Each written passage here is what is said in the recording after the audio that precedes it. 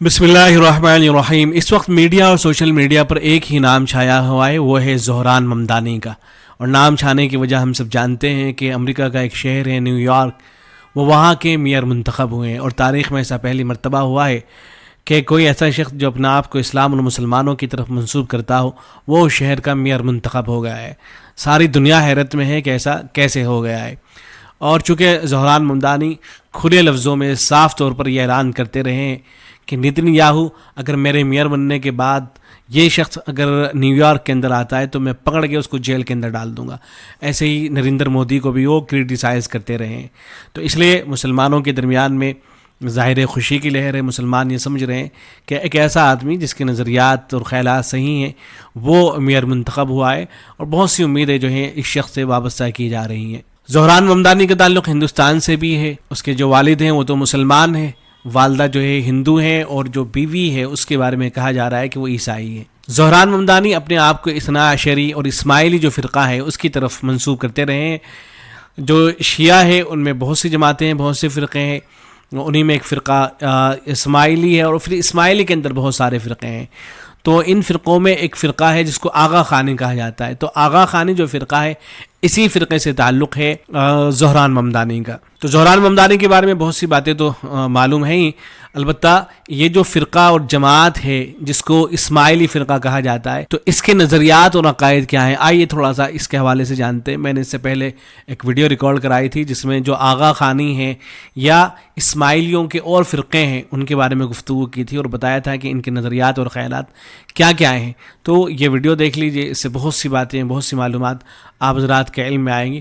آپ کو پتہ رہے گا کہ وہ حضرات جو اپنے آپ کو اس فرقے کی طرح منسوب کرتے ہیں وہ کس حد تک اسلام اور مسلمانوں سے وابستہ ہیں، اور مسلمانوں سے اور اسلام سے ان کا تعلق کس حد تک ہے۔ تو ہمارے سامنے کتاب ہے، اس کتاب کا نام ہے اسماعیلی مذہب کی معلومات کا مکمل خزانہ۔ یہ ایک اسماعیلی شخص ہی کی لکھی ہوئی ہے۔ یہ جو بحروں کا آج کل تذکرہ ہو رہا ہے، تو یہ جو بحروں کا فرقہ ہے یہ اسماعیلی جو فرقہ تھا اسی کا ایک فرقہ ہے، اسی میں سے نکلا ہوا ہے۔ اور یہ جو اسماعیلی تھے یہ شیعوں کی ایک جماعت ہے، شیعوں میں سے نکلے ہوئے ہیں، لیکن آج کل نفرت کرتے ہیں۔ شیعہ ان کو مسلمان نہیں سمجھتے ہیں، جو اثنا عشری شیعہ کہلاتے ہیں، اور یہ ان کو مسلمان نہیں سمجھتے ہیں۔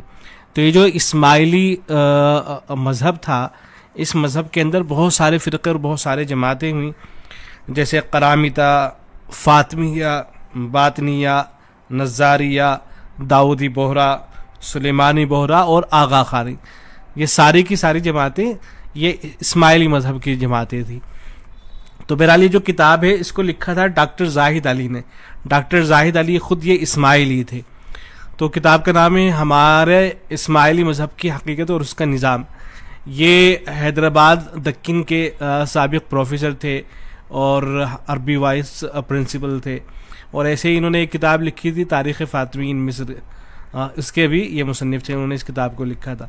تو چونکہ خود ایک اسماعیلی شخص کی لکھی ہوئی کتاب ہے تو اس لیے ظاہر ہے اس کو معتبر خیال کیا جائے گا۔ پہلے تو یہ جاننے، موٹی موٹی باتیں جاننے کہ جو اسماعیلی فرقہ ہے جس کی مختلف جماعتیں ہیں تو ان کے موٹے موٹے عقائد کیا ہیں۔ تو سب سے پہلے تو ان کا جو موٹا اور بنیادی عقیدہ ہے وہ یہ ہے کہ امام کی موجودگی ہر زمانے میں ضروری ہے، اور وہ جو امام ہوگا وہ حضرت جعفر صادق کی بیٹے اسماعیل کی اولاد سے ہوگا۔ ہر زمانے میں امام ہونا ضروری ہے، اور امام جو ہو سکتا ہے وہ صرف جو حضرت جعفر صادق کے بیٹے تھے اسماعیل، انہی کی اولاد سے ہو سکتا ہے۔ اور ایسے ہی ان کا نقطہ نظر یہ ہے کہ جو امام ہوگا اس کو پہچاننا فرض ہے۔ اگر کوئی آدمی امام کو نہیں پہچاننا ہے اپنے زمانے کے تو پھر وہ کفر کی حالت میں مرے گا۔ اور ایسے ہی نظریہ ہے کہ دنیا کبھی بھی امام سے خالی نہیں ہو سکتی، اس لیے ان کے یہاں ایک سیدنا ہوتا ہے، ایک امام ہوتا ہے۔ تو امام سے دنیا کبھی خالی نہیں ہو سکتی ہے، اور وہ امام جو ہوگا یا تو ظاہر ہوگا یا مستور ہوگا۔ اور ان کا نظریہ یہ بھی ہے کہ امام کی صفات خدا کی صفات کی مشابہ ہوتی ہیں۔ امام جو ہوگا مشکل کشا ہوتا ہے، حاضر اور غائب کو جاننے والا ہوتا ہے۔ ایسے ہی نظریہ یہ ہے کہ امام معصوم ہوتا ہے، اگر گناہ کرے بھی تو اس کے معصوم ہونے میں کوئی فرق نہیں پڑتا، وہ گناہ دراصل نیکی ہوتی ہے جس کی حقیقت عام لوگ نہیں سمجھ سکتے۔ تقیہ کرنا چاہیے، اور اپنے عقائد کو خفیہ رکھنا چاہیے.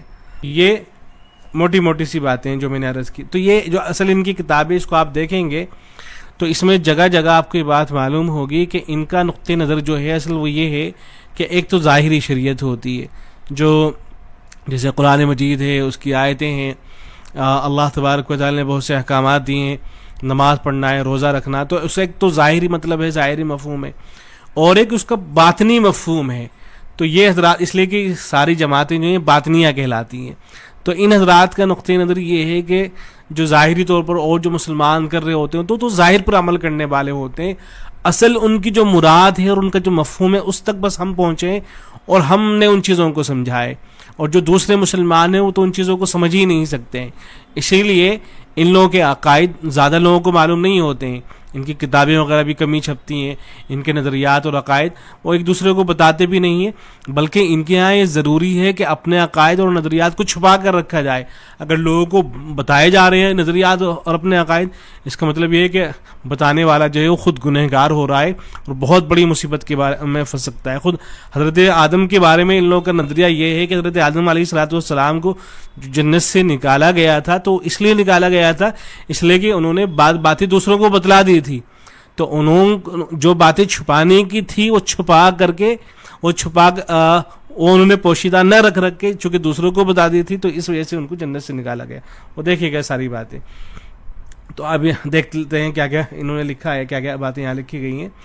اچھا، یہ جو ڈاکٹر زاہد علی تھے ان کے بارے میں یہ بھی کہا جاتا ہے کہ چونکہ انہوں نے یہ کتاب تو لکھی تھی لیکن بعد میں چل کر پھر یہ مسلمان ہو گئے تھے. جب انہوں نے دیکھا کہ اس طرح کی باتیں، پہلے تو انہوں نے کوشش کی لوگوں کو سمجھانے کی، لیکن بعد میں چل کر بعض رات کا خیال ہے کہ یہ صاحب مسلمان ہو گئے تھے. بہرحال یہ لکھتے ہیں کہ ہمارے اسماعیلی مذہب کی بنیاد، یہ کتاب انہوں نے اسی وقت لکھی تھی جب ابھی اسماعیلی تھے، ابھی مسلمان نہیں ہوئے تھے. کہتے ہیں کہ حقیقت یہ ہے کہ اسماعیلی مذہب کی ابتدائی بنا اس اصول پر ہے کہ حضرت صلی اللہ علیہ وسلم نے ظاہری شریعت وضع فرمائی اور مولانا علی نے اس کے باطن یعنی تعویل کی تعلیم شروع کی. آپ کے بعد 6 امام یعنی مولانا حسن، مولانا حسین، مولانا علی زین العابدین، مولانا محمد باقر، مولانا جعفر صادق اور مولانا اسماعیل ہوئے جنہوں نے باطن کی تعلیم تکمیل کی، اس لیے یہ امام متممین کہلاتے ہیں. 7ویں امام مولانا محمد اسماعیل. انہیں ان ساری باتوں کا حاصل یہ ہے کہ حضور اقدس صلی اللہ علیہ وسلم تو ظاہری شریعت لے کر آئے تھے، لیکن حضرت علی اور بعد کے جو حضرات ہیں یہ در حقیقت انہوں نے باطن کی تعویل کی ہے اور باطن کو انہوں نے سمجھایا ہے، اور جو اصل دین ہے وہ انہوں نے ہی سمجھایا ہے آپ کے ذریعے. یعنی جو 7ویں امام تھے مولانا محمد اسماعیل، چونکہ سب کے سب اسماعیلی کہلاتے ہیں، تو کہتے ہیں کہ آپ کے ذریعے اللہ تعالیٰ نے شریعت محمدی کے ظاہر کو معطل کر دیا، نعوذ باللہ.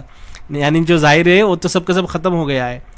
آپ نے محمد المصطفیٰ صلی اللہ علیہ وسلم کے دور کو پورا کر دیا اور آپ سے 7واں دور شروع ہوا جس سے عالم طبیعت کی انتہا اور دور روحانی کی ابتدا ہوئی. آپ کی نسل سے جو ائمہ ہوئے اور قیامت تک ہوں گے وہ سب خلفاء قائم ہیں جو قائم کی دعوت کے فرائض ادا کریں گے.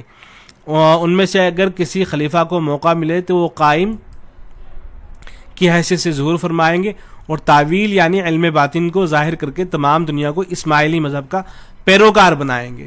یعنی اس کا حاصل یہ ہے کہ ظاہری جو دین ہے وہ تو ختم ہو گیا ہے کبھی کا، اب جو چل رہا ہے تو باطنی دین چل رہا ہے. پھر آگے لکھتے ہیں کہ یہاں یہ بات بھی یاد رکھنے کی ہے کہ اسماعیلی تعلیم کی بڑی خصوصیت رازداری اور پوشیدگی ہے جس کو تقیہ کہا جاتا ہے، بلکہ اس کی بنا ہی اس پر قائم ہے.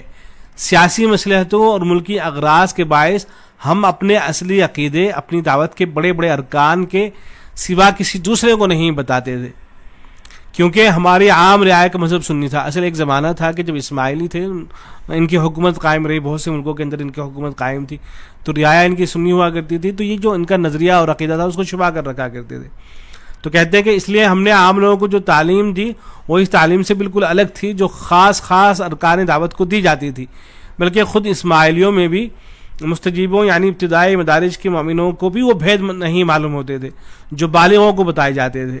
غرض یہ کہ ہم اسماعیلیوں نے اپنے عقیدوں کی دعوت کے اندرونی حلقے تک ہی محدود رکھا. اس طرز عمل کی اتنی شدت سے پابندی کی گئی کہ خود سیدنا نعمان جیسے مشہور و معروف جلیل القدر داعی الدعات اور قاضی القضات کو جو قضاء کے ظاہری عہدے پر مامور تھے ان کو بھی اس کا علم نہیں ہو سکا. کوئی ان کے ہاں قاضی رہے ہوں گے، تو ان کے یہاں اصل تقیہ ہے، یعنی عقائد اور نظریات کو چھپایا جائے اور ان کو بیان نہ کیا جائے. تو ظاہری شریعت ختم ہو چکی ہے، دوسرے عقائد کو چھپانا۔ اختلاف کی 4 اہم مثالیں انہوں نے یہاں ذکر کی ہے۔ کہتے ہیں